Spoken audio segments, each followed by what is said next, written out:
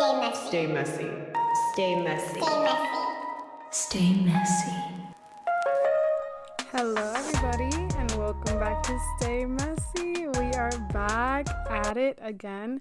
I know it's been literally like so long since I sat down. I had a mic in front of me and I was like talking to you guys, but I'm just so glad to be back. And I just want to thank the 3 people who reached out to me and were like, I missed the podcast. I'm back. I'm going to sit here and I'm going to talk my shit with you guys. Try to keep it consistent and try to do the best that I can, honestly, because I literally can't do anything else. So I will address the elephant in the room. Isaiah is not with us, but it's because he's working on big things. He has so many things to do. And I'm just like so proud of him for everything that he's achieving. So maybe he'll come back whenever he feels like he has the time, when he feels a little bit more stable with everything he's accomplishing. But I'm literally so proud of him that like I would never stop him from just like taking what he's gotten and running with it. So I want to start off with that. And oh my God, it's been literally so long. I don't remember the last thing I said on this podcast for real. Like I feel like it's been a million years. But better late than never, honestly. And I think like my issue is that when I start something, I can be like a little bit of a perfectionist to an extent. Like I'm not like super anal about like getting everything done perfectly. I think I'm just like, sometimes I dig into things a little bit too deep to the point where I'm like uncovering too many layers of like things that can be improved. And I'm like having this same issue like at work. And one of my coworkers was talking to me when I was explaining like literally like everything that was going on in my brain, which is an overwhelming amount of things. And she said to me, don't let perfect be the enemy of good. And honestly, that shit sat with me because I feel like sometimes I can just like uncover so many layers from different things, just wanting everything to be perfect, wanting me to look at like every side of everything that I'm doing or how I'm doing it or what can be improved before I do this thing, that I become like my own worst enemy, like quite literally. And granted, anybody who knows me personally knows that I am not a type A ass bitch. Like I am very like, as the podcast says, messy. I'm unorganized. I'm literally a mess of a person. And I feel like when it comes to these things that like make me passionate or that I'm really like just like excited for, I want it to be perfect from every angle that you look at it. And that is my, like, I'm literally like my own worst enemy with that. I don't know what it is about me or why I decide to be that way about things that I'm passionate about. Maybe it's because I'm passionate about them. But I feel like sometimes I do let perfect be the enemy of good. Like I can do a good job without it being perfect. And granted, I'm probably the only person seeing things in that way, that I'm like, I need this to be perfect, but nobody else is going to notice if it's not like for real. Like it's never that deep.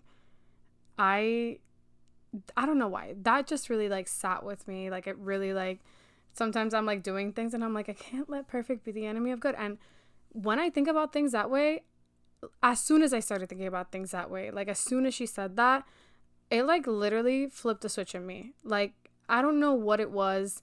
It like balanced my brain chemistry in like a way that I was like, whoa, okay. And I've gotten so much work done at work, honestly. And it's like motivated me to bring back the pod because I think that was my issue. I was like, oh my God, I'm burnt out. Like it's taking me forever to edit this, or like it's taking me forever to do that, or like coordinate a time, because like I was striving for perfection when I was just like shooting myself in the foot. Like I could have not done the fucking most and gotten it done and it still would have been good.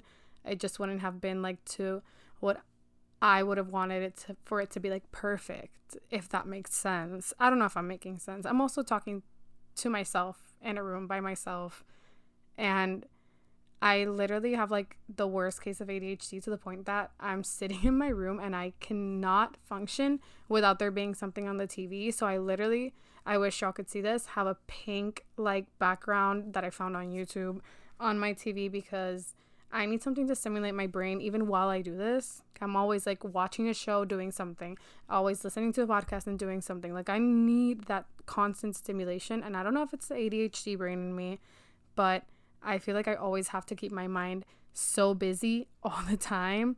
And it's such a struggle. But anyways, I forgot where I was going with this. Like literally a rabbit hole. But like I've been taking things in from like the people around me and like from social media and like everything, and really just like kind of sitting with it when I can. Like when it's something deep, when it's something stupid, I'll just like scroll past it or watch it because honestly sometimes that shit is funny. But like when it comes to like certain statements or like things that people say, I feel like I've been trying to let more things sit with me. And another thing that sat with me, and I actually found this one on social media, is the thing about people pleasing is that people can never be pleased. And I have the worst issue. It probably comes from my trauma, and I would probably need to talk to my therapist more about this, not to you guys. But yet here we are. I'm sitting in my room with a mic in front of me, so you get to listen. I am a people pleaser. I hate making people mad. I hate having somebody be mad at me or like saying no to somebody. I'm like, I'll say no to somebody and I'm like, oh my God, they hate me. They hate me. They literally want me to die. They like never want to hear from me again. And at the end of the day, it's really never that deep. It's really never that deep. Nobody really cares enough. I'm really bad at setting like boundaries. So when it comes to like me like just wanting to stay in, and I think this was an issue I had a lot before, not now as much, because now I'm more like I want to like stay home. But before, like when it came to like going out, I would always want to go out because I felt bad when people invited me and I said no. I'd be like, oh, they're literally, if I say no right now, they're gonna block me. They're never gonna want to talk to me again. They're never gonna invite me out to anything ever again. They're literally gonna hate my guts. That's where my mind goes to. And that comes from people pleasing. And I want to blame my parents for this because the trauma, but I think it like is slowly correcting itself as I get older, as I grow up. I think that a lot of that is dimming down in a way where I'm like, shoot, like I want to stay home. Like especially now in the Chicago winter, which has been literally the worst Chicago winter I've experienced in my 3 years of living here, which isn't like a lot. So I've only had like 3 winters, but this is definitely the worst. I think like especially now I'm like, it's cold. I want to stay home. I want to save money. I'm like paying rent, so I'm gonna take advantage of my rent. Like I'm paying to be in my apartment, so I'm gonna take advantage of it. And I trying to like slowly break that cycle of like, how do I make myself happy while making other people happy with me? But at the same time, I know that the people that know me and understand me will be okay with me if I say no.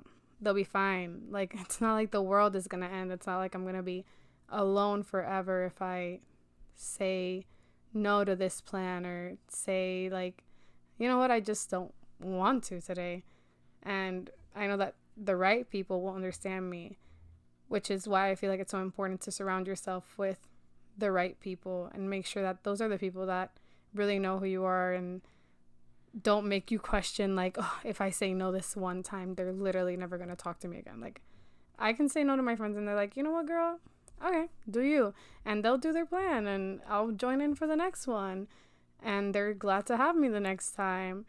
And it's like really a foundation that I've built here in Chicago. And I know I'm like switching around so much, but I'm genuinely in a yappy mood.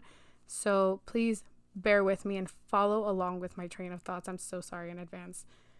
I came to Chicago 3 years ago, and in those 3 years, I've slowly built my foundation for my friendships. I've slowly like met people and obviously met people and don't talk to them anymore. Like I think that's totally normal when you move to a new place.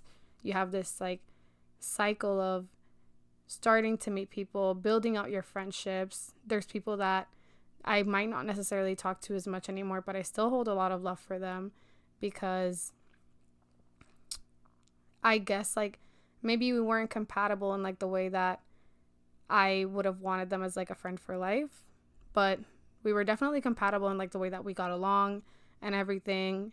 But I feel like I always look for a specific trait in my friendships, and I can't tell you exactly what that trait is. It's just like something I feel. I've gotten to the point right now where I have my people and I feel really good about the choices that I made and like choosing my people and surrounding myself with the right people, like people who will call me out when they think I'm doing something wrong, or just like keep my head on my shoulders. Like if I'm overachieving, they're kind of like, you know what, like you can dream big, but like do this first, or like you can achieve this, but like maybe take it slower. And not even just like my achievements, but just like in general, just like being a good person. I feel like the people that I found in Chicago have always like they've kept me sane, honestly. Let me be completely honest. They've literally kept me sane, because Chicago is like dog eat dog. You come to Chicago, especially me, like being from like a small place, never having lived in a big city like Chicago. Chicago is one of those places that can make or break you, because you come here and it's big and it's shiny and there's so many people and everybody's offering you these wonderful things, especially like in the nightlife industry. Like I started off as a bartender, so I met people in the nightlife, and I was going out a lot, so I met people in the nightlife through there. And it's like one of those places that like if you don't have the right people around you, you will get swallowed whole by it. And I mean this in like the way of like there's just so many people who they act like they want to see you succeed and they just genuinely don't. Like you are not truly friends with some of those people at the end of the day, because they lose interest in you once you can't get them a free bottle, or you are like down bad and they all of a sudden disappear. Like I don't think those are the right people to surround yourself with. This being said, I have met all of my friends in Chicago through going out, so I think there's always like the right type of person. And also I'm the type of person that goes out all the time, so I can't sit here and judge, like, or at least I used to go out a lot more. I can't sit here and judge and be like, all of these people who go out are horrible people and they're never going to be your real friends, because I know there are people that have that mindset. But I've met wonderful people through going out. I think I'm a cool person that goes out and a pretty good friend. And I think that you just have to find your circle wherever you find your circle. It doesn't matter where you find it. But you also have to be really selective of where you find these people, how you find them. That being said, going back to like my main point with all of this is that I've gotten lucky enough to land in a place where at first I knew nobody, and 3 years later I'm surrounded by people who just keep me going. Like they literally are the main reason that I'm still here in Chicago and I haven't left yet, because I just feel like they are my people. I found my place here in Chicago, and I feel like it's sometimes so hard. That's like what you really need when you move to a new place. I don't think going to a new place and finding your comfort and your people in a romantic partner is ever really the right choice, because you need to build your village. I know people have been talking on TikTok a lot about like what it takes to have a village or build a village or whatever. I think if you don't find your village in friendships, you will be dependent on a romantic partner that you don't know if you'll be with them in 2 years at the end of the day. You know, and you've invested all this time, you haven't taken the time to build your village these 2 years that you've been with this person, and once they've left you, you're alone, you know? And I've gotten pretty lucky with my friends, not gonna lie. I live with 2 of my best friends, and we're lucky enough to like literally, even if we want to yank each other's heads off, we talk it out, and there's never any beef. It's just kind of like a, hey, this was bothering me. I'm like, okay, I'm so sorry I did that. I'll make an effort to not do it again. And finding that balance in your friendships and building that village. You need to build your village. You need to find your people before you do anything else in a new place. And I'm lucky enough to have found that. I think like romance is another part of it, of course. Like once you have your village, or if you're lucky enough to find a partner and find that balance where you can do both. You can build your village and have a romantic relationship. I think that's like the ideal case of any of this. But when it comes to romantic partners, I was like sitting down the other day and I was just thinking, like, people talk about like the love of their life and their soulmate and their partners. And I don't want to like invalidate any of that, of course, because I do feel like there is some validity to thinking that you have like a love of your life, like a person that's out there in the world and you're meant to be with this person for the rest of your life. But I was also kind of being like, I don't want to say like pessimistic, because I don't think this is pessimism. Pessimism. Yeah, whatever. I don't think it's pessimism, but I don't think that there is just like one love of your life. And I will explain. I think that there might be a person that I'll talk about this in like terms of myself. I think there will be a person that I'm like enamored with for the rest of my life. Like, I think I will find somebody who is like a really good match for me, that really compliments me and like how they are as a person and how they like support me. But I also think that, I don't know, like, I feel like personalities are such a interesting thing. Like, so many people can share similar personality traits, right? And I'm talking myself into circles, but you'll see when I get to the point. I feel like there could be 100 men in this world, in this very vast world, planet, whatever, that might have the qualities of the person that I will be enamored with for the rest of my life. And I feel like 100 is a low number because there's so many people in this world. But you know what I mean? Like, I feel like if I met any of those 100 people that happen to have like all the same traits that are the traits that I like or would want in my future partner that I'm going to marry for the rest of my life, I would probably be like, oh, this person is the love of my life. But there's also like 99 people out there that are like built exactly like them.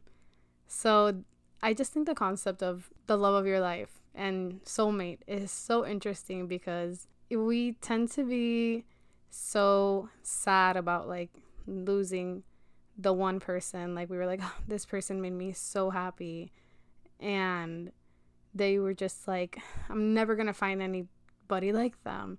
And obviously when you're in the heat of the moment, when you are in bed crying, watching a sad rom-com and eating, I don't know, like some brownies, some chocolate, some ice cream, whatever your snack of choices when you are sad, I understand like there's validity in that. Like, you're genuinely mourning a person who is still alive in a way, but like in a way they're kind of like dead to you, because when you break up with somebody in a normal world, you don't tend to see them again usually. I feel like now with social media and everything, it's kind of like different, because social media, like, they can go in and stalk your Instagram, or you can stalk their Instagram, or like figure out a way to call you or whatever. I don't know, something, or I don't know.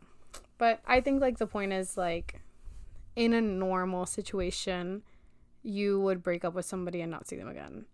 And then like you would have to mourn somebody who's still alive, because it's a loss. Like, it's still a loss to you and like the person you knew, because you'll never really know that person again. You kind of have to live with the person that you knew before you stopped talking to them, before you broke up. It's totally valid to be sad about a partner and this and that, and I don't want to take away from that either. I just think that sometimes we limit ourselves to like just this one person who we think is gonna make us so happy and really make like this wild difference in our lives. And some shit happens, some shit goes down, because that's life. Shit goes down, and all of a sudden you're no longer with that person, and we're allowed to be sad about that. But I think it's also like a different way of thinking, to be like, there's 99 other of them in this planet. Like, I'll find one of them eventually. And I say this as like a single 26-year-old who has had her fair share of, oh my god, this is literally the worst breakup of my life. I'm never gonna meet anybody like him again. Guess what? I met like 10 of them like a few months after. I think like sometimes I'm just like so dramatic because I don't know if it's because I'm a Scorpio or if it's just because I'm literally a girl, but I'm literally so dramatic when it comes to losing people. Not only like just romantic relationships, but friendships too. I'm like a how do you say it? Like a tortured poet. I'm like, oh my god, and the memories with this person, and then sometimes I have to like bring myself back to reality and like kick myself in the ass and be like, come on, girl, but he also did this and this and this to you, or like this friend of yours, this supposed friend of mine, like did XYZ to me, and I'm like here being sad about it. But I'm very nostalgic. Like I'm a very nostalgic person. I always cling to like the good memories of people instead of like pushing myself to remember the bad ones. And recently, more so, I've been doing more of that, like trying to remind myself of the bad ones so I can be like, okay, this is why I'm not around them anymore, or this is why this like person is no longer in my life. And it's kind of interesting to think about that shift in my brain that I've had as I like grow older, where I'm like, okay, now I can kind of like see things a little bit clearer. But I've always been like a nostalgic girly, like holding on to like the good memories for dear life. And that being said, though, I still grieve people who have hurt the fuck out of me. Like these people have made me cry, kind of made me feel like I'm worthless. And sometimes I still do grieve them in the sense of like, I do remember those happy memories, and I do remember how like we laughed together or whatever. Sometimes I have to bring myself down and be like, girl, but he also made you feel like shit. He also made you feel like you were worthless. So I'm still looking for a way to find that balance between how can I grieve somebody who's no longer in my life, but also like keeping myself in check with there's a reason why they're not in my life anymore. For that same reason, I struggle welcoming new people into my life too, because not only have these people who have left like stuck with me for some reason, even if they've hurt me, but I'm like, okay, but is this person going to do the same thing to me as the person before them? And I think this can apply to like friendships and relationships. I think you can be afraid to let in new friends because a previous friend has hurt you. Same thing for boyfriends, girlfriends, whatever your preference is. I think we struggle sometimes to let people in because we're like, oh, my partner before me cheated on me, so I have trust issues. Or you start meeting somebody new and you're like, I can't trust them because I've gotten cheated on before and I don't trust people like that anymore. And I think it's always like a struggle finding that balance between how do I let this new person in and let them be a part of my life without letting what happened to me before affect what's happening between us now, like what's happening in my present. Because the past always follows you around. No matter what, the past will always follow you around, whether it's a situation that happened to you or just even sometimes I learn from my friends, or I try to as best as I can. I don't think anybody learns from somebody else's experience fully. You can only learn by what you've lived yourself. So I think it's hard finding that balance. I'm going to take it on a more lighter note. Your girl has been on dating apps. I've been on dating apps and I like barely go on them. I barely go on the dating apps. I'm bored. I'm tired of talking to men. I was talking to my therapist about it and she was like, oh, like you can also get like dating exhaustion. Like you been on a dating app in a while, you're not used to it. And I'm like, I just get bored. Like I am the type of person that I live in like a rom-com movie in my head. I'm like, I want to run into somebody on the street and we fall in love and get married and have 20 kids. But no, literally like one or two. But like, you know, like ideally like I would meet somebody in person and then start dating them. I'm also the type of person that I struggle with talking to somebody online because at that point I'm not interested. Like I might be interested in them physically, like obviously like I like their profile and I like their pictures or whatever, but I'm not interested. Maybe I'm more of like a personality girly and that's why, but I'm not interested to the point that I'm like, I'm gonna have sleepless nights because I want to talk to this person. No. Or I'm really bad at answering my messages, like point blank period. So imagine if I'm not interested in somebody. Like, I would just not answer them. I would forget to answer them, or I would just like accidentally ignore them, or like answer in my head and be like, okay, I'm going to respond to this person later, instead of just picking up the phone. I feel like when I'm interested in somebody, I'll literally, the second that they message me, I will grab my phone and I'll be like immediately answering them because I'll be obsessed. But I think it also comes down to personality. So like when I meet somebody in person and I'm like, oh, I'm so sure that I'm already interested in them, and I literally like know that I want to get to know them better, that's when I'm like more consistent with like answering and like really putting in the effort to develop a relationship or whatever it may be. I think on the topic of like dating apps too, my biggest issue is that I might just get the ick a little bit too easily, and I will explain.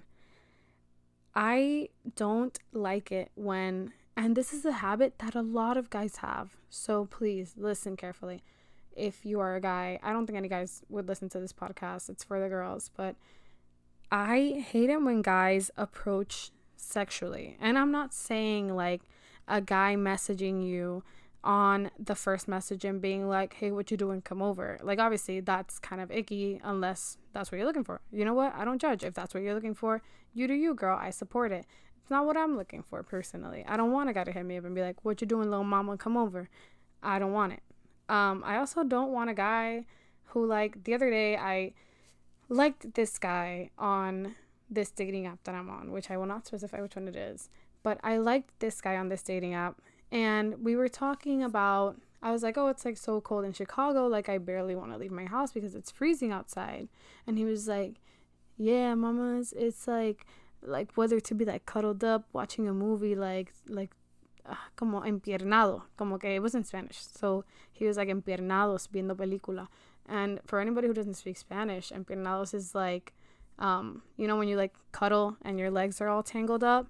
So that's kind of what it means. And I don't think, like, obviously that's not a sexual message, like in any way, shape, or form, but I don't like that. Like, I don't want your first idea of me to be like, yeah, mama, like I don't even know your last names, but like let's cuddle up, little mamas, and watch a movie. Like, no, like, I don't know. I now that I say it out loud, I'm like, fuck, I'm crazy. But at the same time, like, I don't think I'm crazy because I just don't want it. I think it's like, now that I'm saying it out loud, I think the issue is I hate when it immediately goes into something physical. Or like when guys are like, oh, your lips are so kissable, little mamas. Like, no, bro. Like, what about my personality? Like, I'm funny or whatever. So I think I just really hate dating apps. I really hate dating.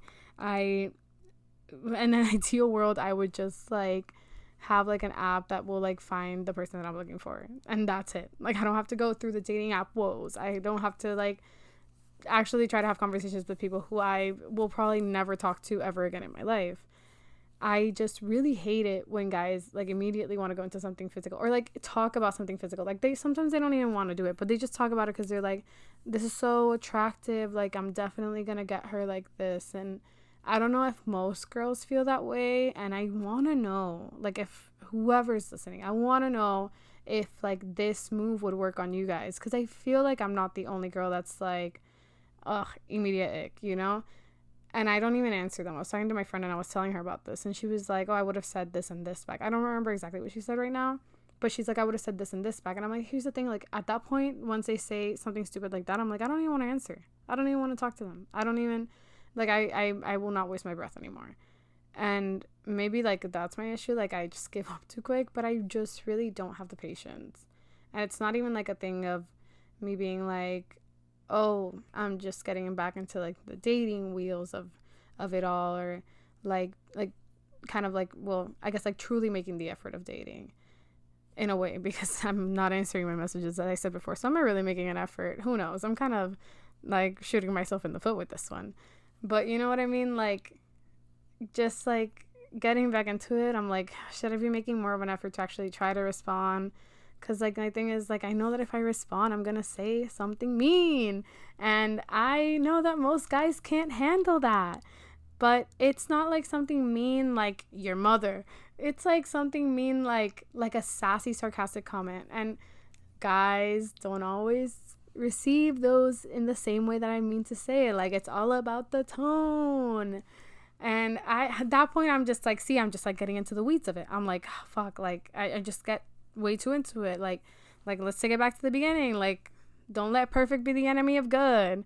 And, oh my God, the wraparound, me connecting the topics. Yeah, I think I am just, I wish dating would be, like, just perfect. Like, just so easy. Like, why can't I just have an app that I can be like, okay, this is the type of man I want. This is how I want him. And it's like, okay, this is the person. Now get married. Like that Black Mirror episode where they, like, find the people and they have, like, the little timers, like, oh, who killed the DJ or something like that? Who hung the DJ?